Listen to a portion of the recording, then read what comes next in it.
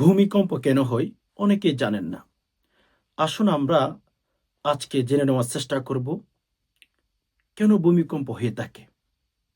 আমাদের অবশ্যই জানতে হবে, এজ এ মুসলিম হিসাবে, একজন ইমানদার হিসাবে আল্লাহ পাক রব্বুল আলামিনের উপর যদি আপনার বিশ্বাস থাকে অবশ্যই জানতে হবে। এগুলোর কারণে কিন্তু অনেক মানুষ ইমানদার হয়ে যায়, আবার অনেক মানুষ বিশ্বাসের কারণে বেঈমান হয়ে যায়। সম্মানিত দিনী ভাই বোন, আমি প্রথমত বলবো আমরা যারা মুসলিম দাবি করি, ইমানদার দাবি করি, কয়েকটা গুণ আমরা ছেড়ে দেওয়ার চেষ্টা করব। যারা ইসলামিক স্কলার আছে তারা বলেন কয়েকটা গুনাহের কারণে আহ, ভূমিকম্পের মতো গজব আজব যেগুলো আছে সেগুলো আসতে পারে।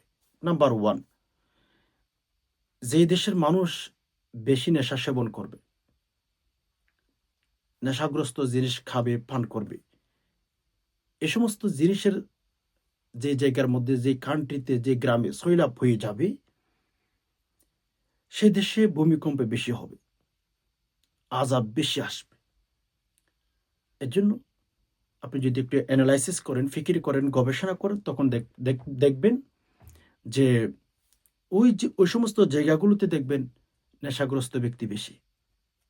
ইসলামিক স্কলার যারা রয়েছে তারা বলেন, যারা যে দেশে, যে গ্রামে নেশাগ্রস্ত মানুষ বেশি হয়, ও সমস্ত এলাকায়, ও সমস্ত দেশে, ও সমস্ত কান্ট্রিতে ভূমিকম্প হবে। নাম্বার টু, যে সমস্ত দেশে জেনা বেবিচার বেড়ে যায়, আল্লাহ আমাদেরকে মাফ করুক, ওই সমস্ত জায়গাগুলোতে, ওই সমস্ত কান্ট্রিগুলোতে ভূমিকম্প হওয়ার সম্ভাবনা বেশি। এগুলো আমাদের অবশ্যই একটু যদি ফিকির করি, একটু যদি গবেষণা করে আমরা দেখব আমাদের দেশে জেনা বেবিচার কতটুকু চলতেছে।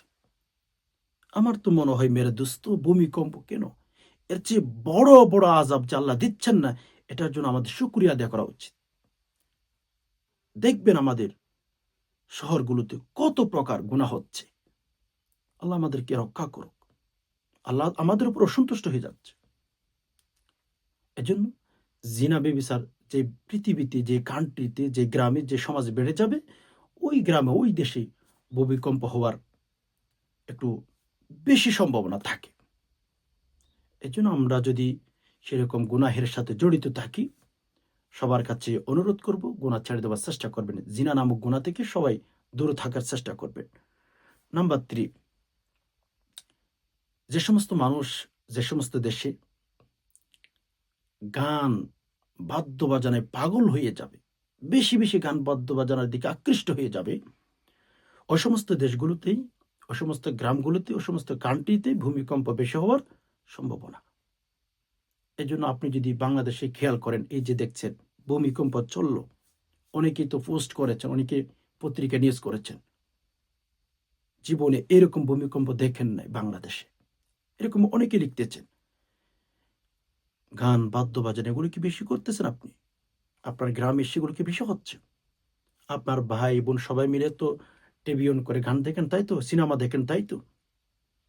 এগুলো ছাড়তে হবে ভাই। এখন তো সাধারণ আপনি দেখেছেন ভূমিকম্প, সাধারণ দেখেছেন, গুনাহ ছাড়তে হবে। চতুর্থ নাম্বারে, যেই দেশে, যে গ্রামে নাচ বেড়ে যাবে, জমিনের উপরে অশ্লীলতার নাচ সৈলাভ হয়ে যাবে, ওই সমস্ত গ্রামে, ওই সমস্ত দেশে আপনার হচ্ছে ভূমিকম্প হওয়ার সম্ভাবনা বেশি, বিরল। এগুলো হচ্ছে যারা ইসলামিক স্কলার আছে তাদের মতামত। আমরা মুসলিম হিসাবে আমরা অবশ্যই এগুলোকে আমরা ফলো করব। আল্লাহর নাফরমানি ছেড়ে দেব। আল্লাহ পছন্দ করেন না সেরকম কোনো কাজ জমিনের উপর আমরা করব না। এটা জমিন আল্লাহ, এখানে নাফরমানি করা কখনো সম্ভব না।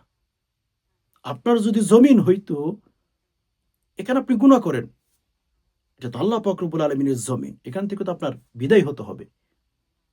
এজন্য এই 4 প্রকার গুনাহ আমরা কখনো করব না। 4 প্রকার গুনাহ যদি করি, তাহলে দেখবেন ভূমিকম্প আজকে যেমন দেখেছেন, সামনে আরো বেশি আসতে পারে। আল্লাহ আমাদেরকে মাফ করুক। অনেকেই বলে ফেলেছেন জীবনের প্রথম এরকম ভূমিকম্প দেখেছেন। তো যাই হোক, বিজ্ঞানের কথা অনুযায়ী যে ভূমিকম্পগুলো হয়ে থাকে, আমরা যেই পৃথিবীতে বসবাস করি, বিজ্ঞান যে কথাটা আমাদেরকে তথ্য দিয়ে থাকে সেটা হচ্ছে, তাদের মতামত হচ্ছে অনেকগুলো শিলা আছে। রূপান্তরের শিলা, লালালিকের শিলা, অনেক প্রকার শিলা আছে। অথবা অনেকে বলেন কতগুলো প্লেটের মতো ভাগ ভাগ, হ্যাঁ, বিভক্ত আছে। ওই শিলা বা প্লেটগুলো যখন একটু নড়াচড়া করে, যখন মুভ করে, একটা আরেকটার সাথে সংঘর্ষিত হয়ে যায়, তখন ওইগুলো নড়াচড়া করার কারণে সারা পৃথিবী একটু নড়াচড়া করে। বিজ্ঞানের কথা হচ্ছে সেটি। তবে ইসলামিক স্কলারগণ এখান থেকে আমাদের শিক্ষা নেওয়ার বিষয় যেটা তুলে ধরেছেন, আমরা যারা ঈমানদার আছে আমাদের এখানে অবশ্যই শিক্ষা নিয়ে বেশি আছে। আমরা এখান থেকে কি শিক্ষা অর্জন করতে পারি? ভূমিকম্প থেকে আমরা কি শিক্ষা অর্জন করতে পারি?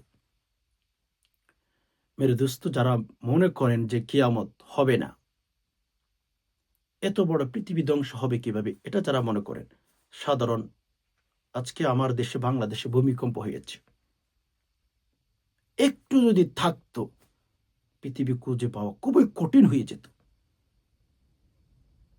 মেরে দোস্ত, আপনাদের কি মনে হচ্ছে 2004 সালের সুনামির কথা মনে নাই? কিরকম ভূমিকম্প হয়েছিল, ঝাঁপানো হয়েছিল 1920 সনে।